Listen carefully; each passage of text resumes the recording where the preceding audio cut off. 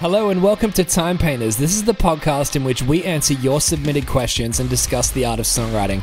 My name's Jason. In each episode I'm joined by my lovely wife Sarah and our good friend Liam, and we have had three completely different music journeys, and it's because of that we have three entirely different perspectives on the craft. And each week we want to include a guest, but do it in a bit of a different way. Instead of just having them on to plug their latest release, we want them on the entire way through to give their perspective on every single question that you guys submit. And today we're joined by Julian from rap metal fusion monster DVSR, and over the next 4 videos we're going to be answering your submitted questions and discussing much more. So the last question we've got here for this episode of Timepainters comes from Liz from Manchester, and she said, how come I just can't find the right band members? Ooh. I feel like that is something that you develop as you age. Absolutely. Yeah.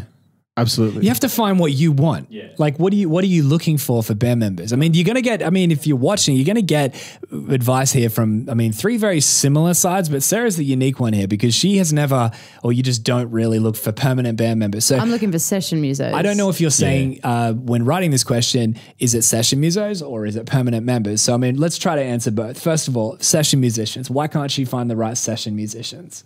It's all about context. Contacts then.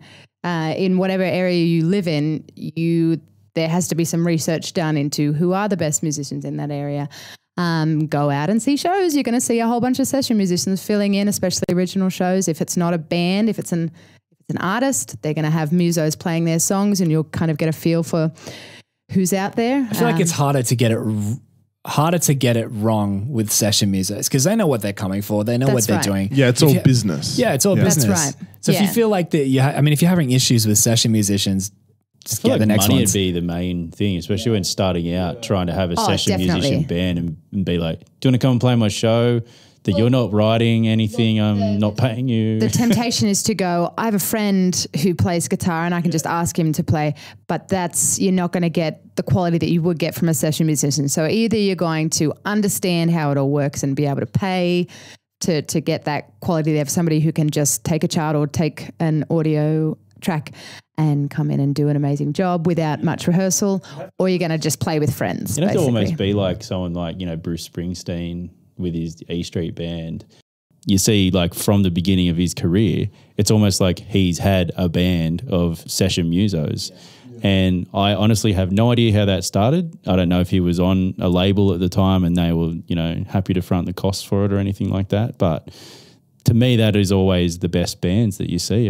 That's gold. Yeah. It's definitely like depends on the format. Like there's this whole, I think you're either, starting something from scratch, or you have this sort of build it and they will come mentality. Yeah. Like I've been on both ends of that. Like with DVSR, they were friends. They had this, pretty successful thing happening and they trusted me to come in and, obviously we got on as friends and it was just an easy fit. I've also, written an EP and album and stuff and then had to recruit people into that. I think the first thing I looked for in both cases is just people you get on with, people you have just like you can just talk to about regular everyday stuff, and that sort of relationship comes through in the music. If you have a good relationship with people, and you can just you can spend time just talking to each other, not about music, just about life or whatever. You can play music more organically with them. It's less of a chore.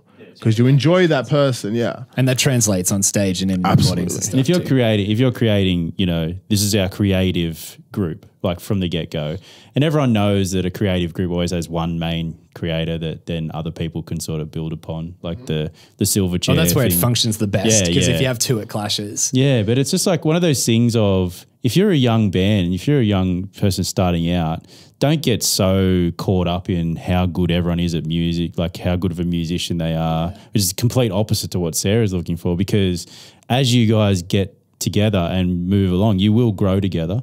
You will become better musicians together, and you'll work together better. Like, you know, you won't even have to think about cues or anything like that, because It's just iron sharpens iron. Yeah. People will always be better, grow into better musicians, but they won't grow into better people. So my point is that, I mean, maybe, and this might be controversial, but are your standards too high? Have you set your standards to the point where you're just getting started and you're looking for the perfect band members? Because you're not going to find it, especially not within your local town or city. Like, you've got to be in bands with people to find, it's like being in relationships. You can't just like expect to find the one first go, right? You have to learn what you like and what you don't like, so you can like kind of adjust your perspective. Same thing with musicians and being in a band. You'll be in bands with people that will be the worst, but you'll have so many stories and stuff to learn from that. And then eventually in your next member, be able to go, hey, they might not be as good as this person, but I just want to hang out with them. Because I mean, it's like what, 10% being on stage and like 90% hanging out with people. So you've got to make sure you get along, because that's the majority of it.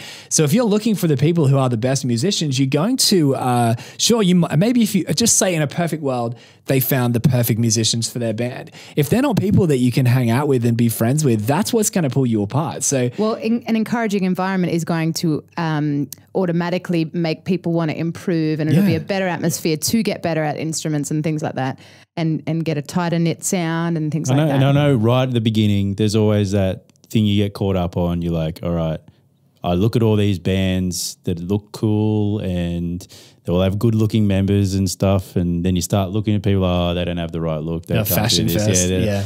And like, just, I don't know, as a tip, just find old photos of those bands that you look up to. No one looks cool when they start out. Everyone looks ridiculous because they think they're trying to look cool. So they go overboard in their first, and you see they come into themselves. It makes me really sad to think about all the missed opportunities if people are out there not giving their friends who are only half decent musicians but their best mates a go. I mean, obviously not with session musos. We talked about that. If you're doing session musos, go for the best of the best, but just make sure that they're aware of what they're getting out of it. So if you're not getting paid, tell them from the very beginning you're not getting paid for these gigs, so they know, so they're not expecting it on the night. And if you are getting paid, split it with them, because without them you wouldn't sound as good. So show them respect and they'll show you respect back. But when it comes to actual being an original musician and stuff, you're going to find that it's all about finding friendship first, I think, because those are the stories that you grow old and tell people, not like, oh, at that show we sounded so tight and like perfect. Isn't it? I mean, that makes me think, like, when you're on stage with your mates, if you're not that good at musos and you get good over the course of like a year or two, how much better does it feel coming off stage going, we nailed it tonight? That's the best. It's the best, dude. What you want from a live show as well. Yeah. I know in my old band, we wanted a show that was like kind of dangerous and, you know, uncomfortable for people to watch, I guess. But that was heaps of fun for us, and that was like where we stood out.